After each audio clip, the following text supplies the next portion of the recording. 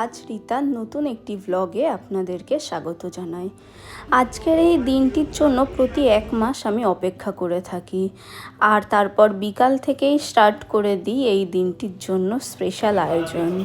এই যে এখানে পাস্তাটা সিদ্ধ করা হচ্ছে, মা তো জল একদম অল্প দিয়েছিল, আমি আবার পরে জল একটু বেশি অ্যাড করলাম, তো সেটা ফুটতে টাইম লাগবে, ঠান্ডা জল অ্যাড করে দিয়েছি। দিয়ে পাস্তাটা রেডি করব, কারণ আজকে আমরা যাচ্ছি আমার চেক আপের জন্য ডক্টরের কাছে, আর আমি বাইরের খাবার কিছু সেরকম খাই না, সেই জন্য ঘর থেকে পাস্তা বানিয়ে নিয়ে যাচ্ছি।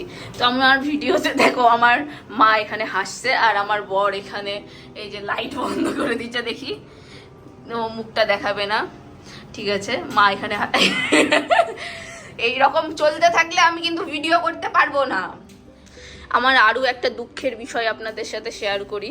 আমি ভিডিও বানাবো বলে এখানে প্রায় 2 বছর আগে এই লাইট তারপর ইসরাম কি নোংরা গো, এই লাইটটা কিনেছিলাম 2 বছর আগে কিনেছিলাম লাইটটা, আর একটা স্ট্যান্ড কিনেছিলাম, স্ট্যান্ডটা তো পুরো এখন পড়েই গেল। যাই হোক, তো আমার কপাল এতটাই খারাপ যে আমি এগুলো কিনেছি, বাট এগুলো 1-2 দিন ইউজ করার পর এগুলো নষ্ট হয়ে গেছে। আর তারপর আমি ভেবেছি না, এত টাকা পয়সা বেশি খরচ করে লাভ নেই, আমি যদি ভিডিও রানিং রাখি তো পরে আবার কিনবো, আপাতত আমি হাতে করে কষ্ট করে ভিডিওটা বানাবো। তো চলুন আমি রেডি হয়ে নিই, তারপরে আবার দেখা হচ্ছে আপনাদের সাথে।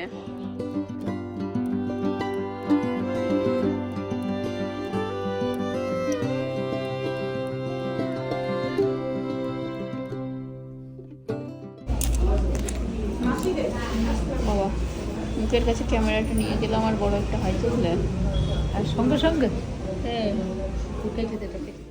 আর এইদিকে আমার বর তো পাশেই একটা মিষ্টির দোকান থেকে আচ্ছা মতো বিভিন্ন রকমের ভাজা টাজা খেয়ে চলে এসছে। আর তারপর আমি ওকে বলছি যে তুমি নিজে খেয়ে চলে আসলে আর আমার জন্য কিছু আনলে না, আর ও বলছে যে তুমি তো বাইরের খাবার খাও না, তাই তোমার জন্য কিছু আনিনি। এটা বলেই আমরা হাসাহাসি করছিলাম।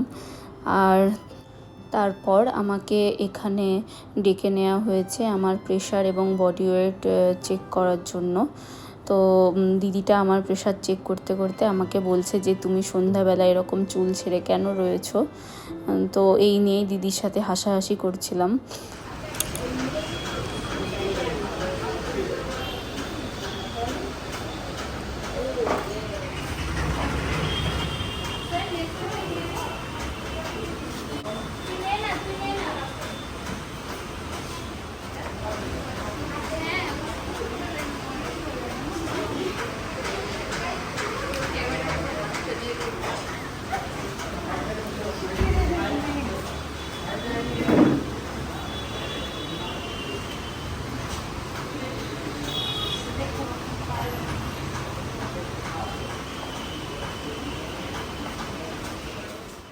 সব কাজ কমপ্লিট করার পর আমি ডাক্তারের রুমের সামনে বসে আছি। এবারই আমাকে ভিতরে যেতে হবে ডাক্তারের কাছে। আর এদিকে আমার প্রচণ্ড খিদে পেয়ে গেছে, তাই ঘর থেকে বানিয়ে নিয়ে যাওয়া পাস্তাটা আমি খেয়ে নিলাম এখন।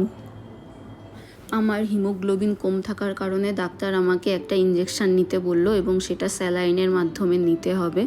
তো আমি তারপর বেডে শুয়ে শুয়ে সবাইকে ভিডিও কল করেছি, ভাই, আমার বর, বাবা।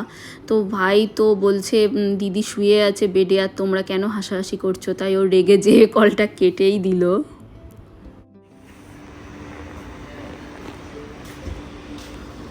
এই যে আমরা ফিরলাম,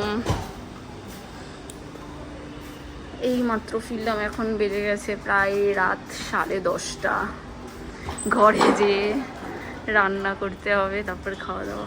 বাহ, এখানে আমার প্যান্ডেল হয়ে গেছে। দাদা প্যান্ডেলের বাঁশ বাঁধা হয়ে গেছে।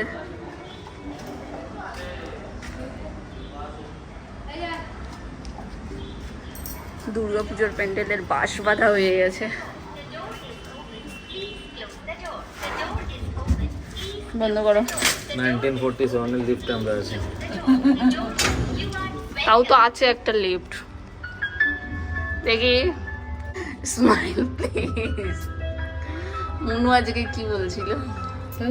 হসপিটালে আছে এরকম হাসছে। ঠিক আছে, আমরা পৌঁছে গেছি। কেমন করে আজকের মতো ভিডিওটি এই পর্যন্তই। দেখা হবে পরবর্তী আরেকটি ভিডিওতে।